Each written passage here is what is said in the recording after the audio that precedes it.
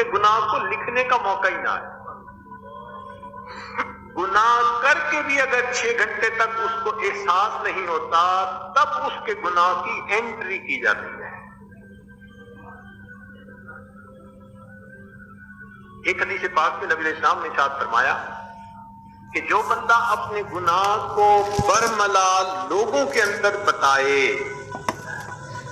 تو ایسے بندے کے گناہ کو معاف نہیں کیا جاتا ہے. اس نے تو کھیل بنا لیا نا. اس کو کہتے ہیں ایک چوری اور دوسرا سینہ دوری. بعض لوگ ہوتے ہیں نا دوستوں کی محفل میں بیٹھ کے اپنے سیاہ کارنامے بتاتے ہیں, ہم نے یہ کیا, ہم نے یہ کیا. تو اول تو گناہ کیا, دوسرا پھر لوگوں کے درمیان بیٹھ کے اس کے تذکرے کیے. تو ایسا بندہ اس کے گناہوں کو معاف نہیں کیا جائے گا. حدیث پاک میں ہے کہ جو دن کے فرشتے ہیں وہ نرم ہوتے ہیں اور رات کے فرشتے سخت ہوتے ہیں, گرم ہوتے ہیں. یعنی دن میں غلطی کر جائے تو چونکہ کاروبار ہے, کام ہے, تو وہ فرشتے نرمی کرتے ہیں ذرا, اور اگر رات میں کرے تو فرماتے ہیں یہ تو تیرے اور تیرے رب کی عبادت کا وقت تھا, اس عبادت کے وقت میں تو نے گناہ کرنے شروع کیے تو رات کے فرشتے اس کا گناہ لکھنے میں سختی کرتے ہیں. ابن عباس نے انہوں نے اس کو روایت کیا, کنز العمال کی روایت ہے.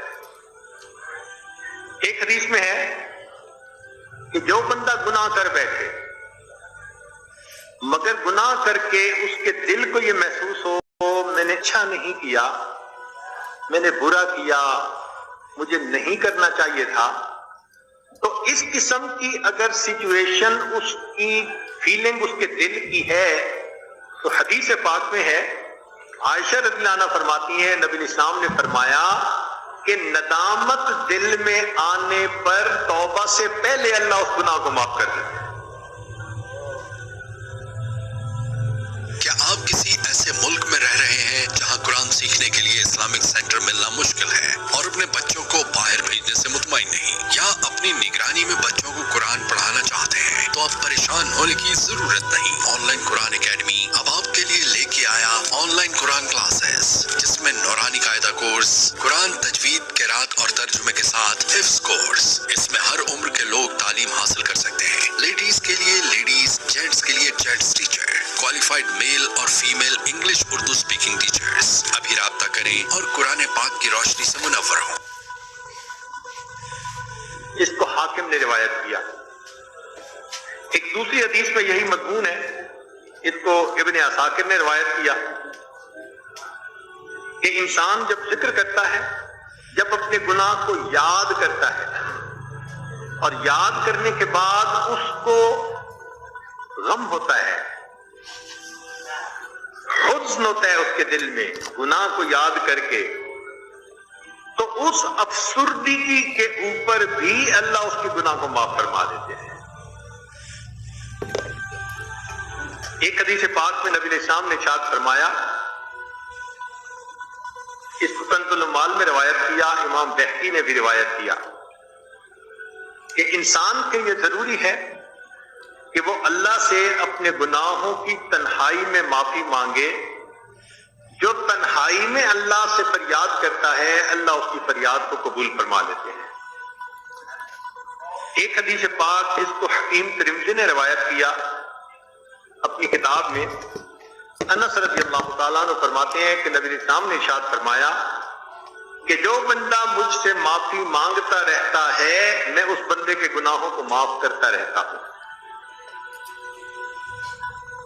ابن عباس نے روایت کرتے ہیں کہ نبی اسلام نے ارشاد فرمایا کہ گناہ کا کفارہ انسان کا یہ ہے کہ اللہ کے سامنے شرمندہ ہو. دیکھیں اصول کی بات یہ ہے کہ گناہ کے بدلے انسان کو آگ میں جلنا پڑے گا, یہ طے شدہ بات ہے. گناہ کے بدلے دیکھیں نا, جو بادشاہ کے حکم کو توڑے تو سزا تو ملتی ہے, تو گناہ پہ سزا تو ملنی ہے, آگ میں جلنا ہے.